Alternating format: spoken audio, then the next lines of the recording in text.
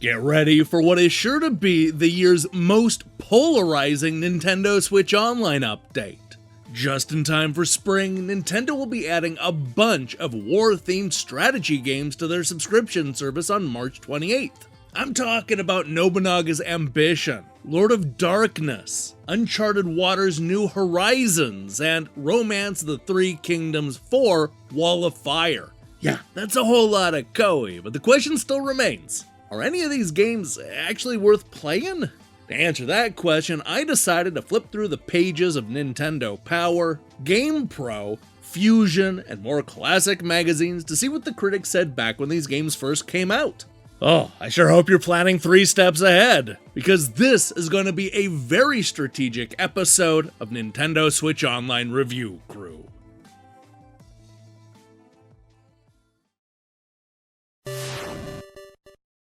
When you hear the name Koei, the first thing you probably picture is an endlessly complicated screen representing some of Japan and China's greatest battles.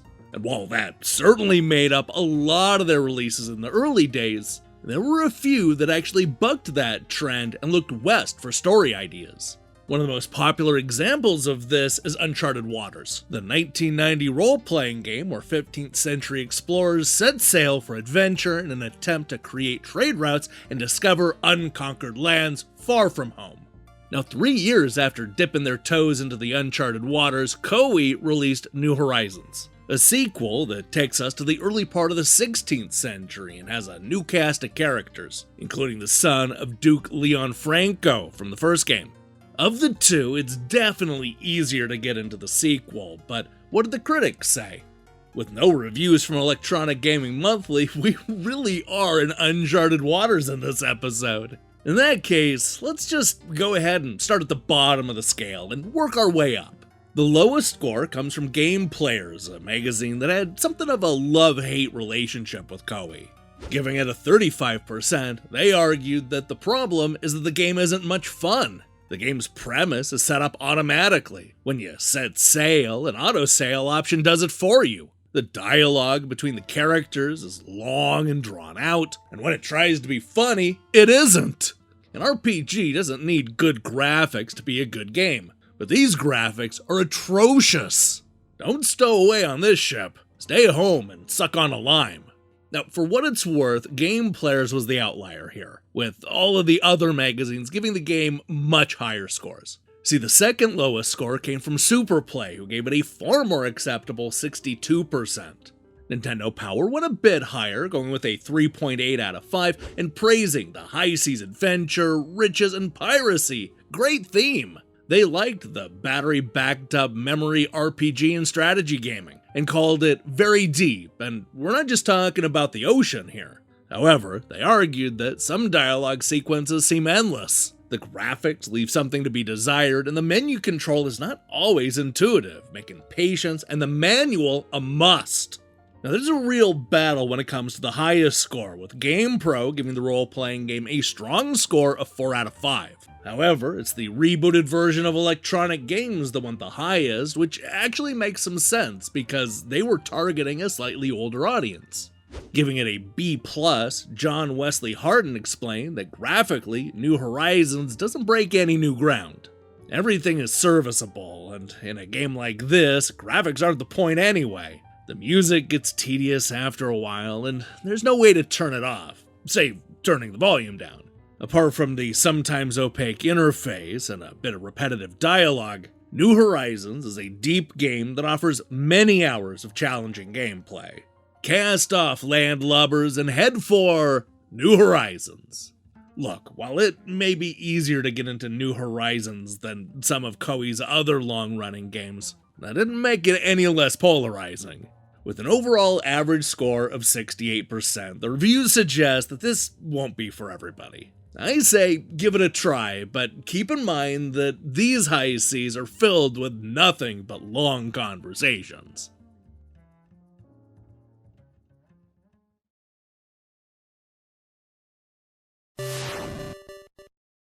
At a time when video games were largely seen as kids' toys, Koei dared to target a much older audience. From the moment it hit store shelves, gamers could tell that there was something different about Nobunaga's ambition. It didn't oversimplify dense history by turning some of Japan's most iconic wars into simple platforming action games, but rather it embraced the complexity and the strategy, forcing players to think and plan and pay attention to a whole lot of numbers. This was a tough sell in an era where even Final Fantasy was a bridge too far for many gamers. But Koei didn't care, and they ended up finding an audience that liked this specific style of strategy game. Let's see where the critics landed. Unfortunately, there just aren't a whole lot of reviews for the Super Nintendo version of Nobunaga's Ambition, or any version for that matter. You see, because the game was so outside of the norm, magazines had a bad habit of just ignoring it, opting to cover games that the audience would be more interested in. Because of this, I'm just going to include Sega Power's review of the Genesis version, which they gave a low score of 34%. The sad fact is that Koei made this game 6 years ago. It's wrinkled and looks in need of a pension and a good lie down. If Nobunaga really had an ambition to be a cart lurking on a dusty shelf, well, he'd be more than happy with this. Nobunaga's Ambition is a tiresome strategy game which plays bad and looks even worse. Speaking of power, let's jump from Sega Power to Nintendo Power, who actually liked this game more, giving it a 3.8 out of 5. That's not all that far off from our highest score, which comes from none other than GamePro magazine. Once again, giving the game a 4 out of 5, they noted that the graphics and sound are in the Koei tradition, sparse but sharp.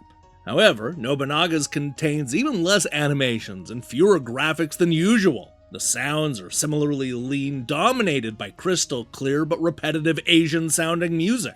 Nobunaga's Ambition is another entertaining Koei recounting of Japanese history played by the numbers.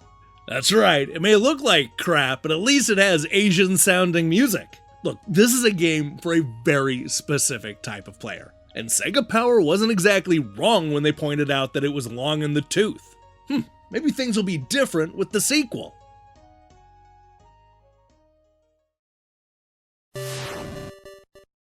Not even a full year after Nobunaga's Ambition hit Super Nintendo, Lord of Darkness joined the battle. While that may be good news for fans hooked on the complicated strategy series, it's yet another reminder that video game magazines ignored this entire franchise. In fact, things are even more dire this time around because only 2 English-language magazines even bothered to cover the game back in 1994, and they didn't exactly see eye to eye. Let's start with Game Players, who, I might add, has a real love-hate relationship with Koei. They gave the game a 38%, stating the obvious. Koei games are Koei games. You know when you buy one, you're in for strategy-filled gaming sessions. But Nobunaga's Revenge is incredibly frustrating because you can only give 1 command per turn, even though you may be invaded 2 or 3 times between commands. And before you train your army, you must recruit men, sell grain to raise money to pay them, invest in farmland to grow grain. You get the point. The only cool thing about Nobunaga's Revenge is that you get ninjas. Sneaky little guys you can use to start rebellions, destroy dams, or set fire to enemy buildings. Destructive, but still a lot of fun. And this game needs an invasion of fun. Now, I wouldn't go as far as to say that Nintendo Power loved Lord of Darkness, but they did go as high as 3.3 out of 5, which is certainly better than 38%. They made the point that Nobunaga games aren't for the impatient or action-minded player, but fans will enjoy the depth of this game. That said, they did complain that the icons aren't always clear, but they are quite a bit better than the previous Nobunaga games. From a pure gameplay perspective, it's probably easier to start with Lord of Darkness over the original Nobunaga's Ambition, but there aren't exactly a lot of reviews recommending it. The truth is, you likely already made up your mind based on the gameplay, so I say let's move on to something completely different. Yeah, a little different. Let's not oversell the next game.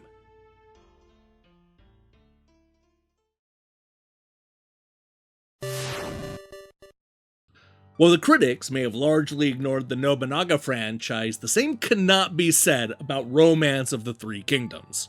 With several installments already under its wing, Koei really focused its attention on making Wall of Fire a more accessible experience that could draw in a whole new generation of players. They were starting to get the sense that gamers around the world were slowly warming up to strategy games, and with its lurid story and more compelling battles, Romance of the Three Kingdoms was poised to break through. This is not one of those games that a magazine could just ignore. Wall of Fire was a Koei game that people were actually talking about. But does that mean that it's Koei's best Super NES game? Well, if we're simply going based on the reviews, then the answer is a resounding yes. It's not just the best review to the Koei strategy games, but it also managed to drum up coverage in a whole lot of different magazines. We're going to once again start at the bottom, which sees Next Generation give the game a solid 3 out of 5. This style of game deserves every devotee it has, but this form hasn't changed much since Nobunaga's Ambition 1. Aside from the tremendously gorgeous graphics and sound, the only real additions to this chapter just make the game even more complex. There are perhaps a dozen new command options, plus some 450 special officers for you to enlist, and they've added 24 skills in which each officer can become proficient. It's beautiful, it's deep, and it's absorbing, but it's also just a lot more of the same thing. Next Generation's 3 out of 5 is in line with a lot of the magazines at the time, including Nintendo Power, who gave it a 3.3 out of 5, and the 68% that it received from Super Play in their 37th issue. On that note, the incredibly arrogant Video Games, the Ultimate Gaming magazine, gave Wall of Fire a 7 out of 10. It's actually Game Informer that I want to zero in on, giving it an average score of 7.4 out of 10. Rick, the Video Ranger, summed it up perfectly. As a relative newcomer to the war sim genre, I found Romance 4 to be everything I hoped and feared it to be. Its manual is a novel and has to be read before you dare begin. The game does give you advisors to help you, but the majority of the game is trial and error, looking for commands and plans that work. This is the most complex game I've ever seen, and will not disappoint the dedicated fans of Koei Sims. Moving on up the list, we see the GamePro has been incredibly consistent this episode, once again offering up a 4 out of 5. That really is their go-to for Koei games, it seems. Game players, who you may recall has a love-hate relationship with the company, went from hating Nobunaga's Ambition to loving Romance of the Three Kingdoms. I mean, they gave Wall of Fire a score of 81%. And then there's Fusion, a magazine that's making its review crew debut by giving Romance of the Three Kingdoms 4 the highest score of the bunch, a B+. The graphics are improved over the previous versions, the maps are brighter, the text is clearer, and the on-screen animation provides tidbits of ambiance that helps bring the simulation to life. Romance of the Three Kingdoms 4 Wall of Fire provides intrigue and history in a struggle that continues its high standards. Look, I will admit that these 4 Koei games are more on the niche side, though they certainly have a loyal following. If you've ever considered getting into this style of strategy game, then these Super NES ports on the Switch are a simple and relatively risk-free way to try them out. They won't be for everybody, but these 4 games go a long way to fill in some of the holes in the Nintendo Switch Online library.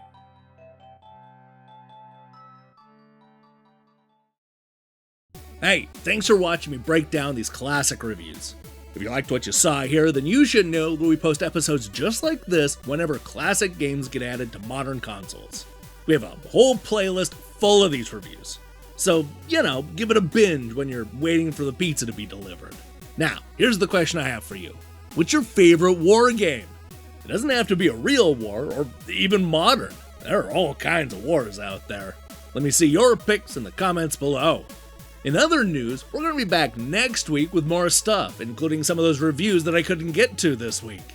While you wait for that, I strongly recommend you click that subscribe button and support what we're doing here. Until then.